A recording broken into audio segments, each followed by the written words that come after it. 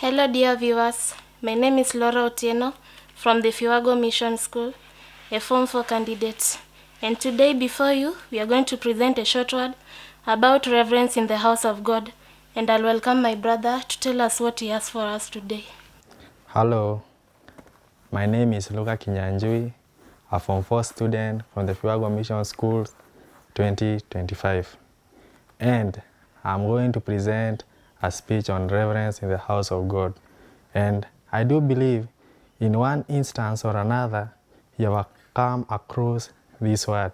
And now I like us to focus on how do we not reverence the house of God and how are we supposed to do it. And my first question, it will be all about what is the church, and now the second comes, how do we not reverence the house of God? And my key verse comes from the book of Psalms chapter 29 verses 2. The book of Psalms chapter 29 verse 2, it says, "Give unto the Lord the glory due unto his name.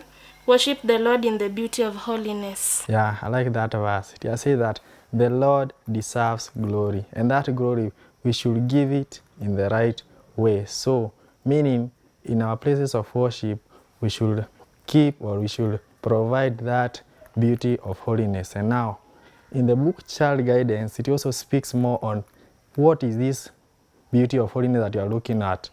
In the book Child Guidance, page 540, the fourth paragraph, it speaks of how Ellen G. White sees the children behaving in the house of God. In most cases, they are seen to just roam in the house, manifest their evil tempers, and even run, but it is not supposed to be like this. The beauty of holiness spoken in Psalm 29 verse 2, it is characterized here as calmness, stillness, humility. And it is only through this that we make God's presence to dwell in our dwellings. And I do believe even in the olden days, God still deserved reverence. And is there an instance in the Old Testament that God deserves reverence? Yes, there is. From the book of Exodus, chapter 3, verse 5.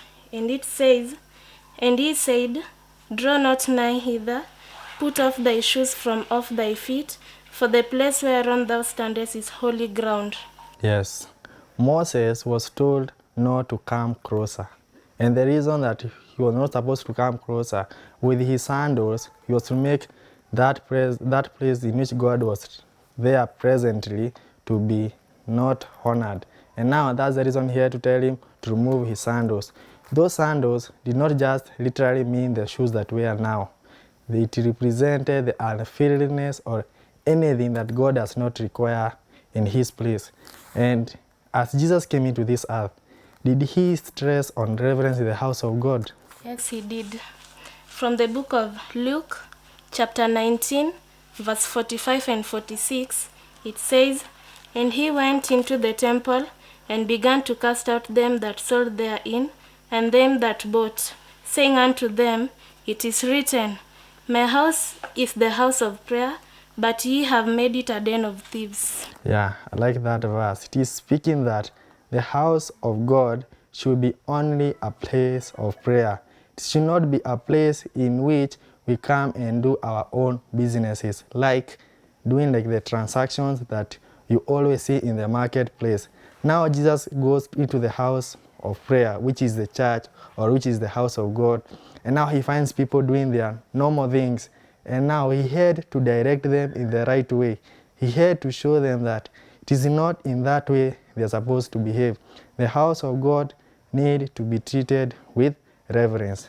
So, dear viewer, I challenge you, as you will be going to your church maybe in this week, in the coming month, or at some later time, may you try to reverence the house of God. And it's not only you that you are supposed to reverence the house of God, also your children. You have a duty to train up your child in the right way.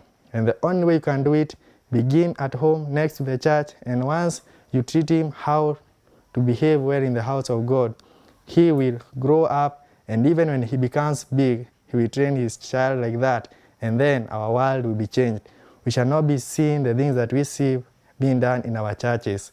Our churches will be like that that dwelt in Eden, where God's presence was there. So please, dear viewer, try to do that and you'll see the change. Thank you.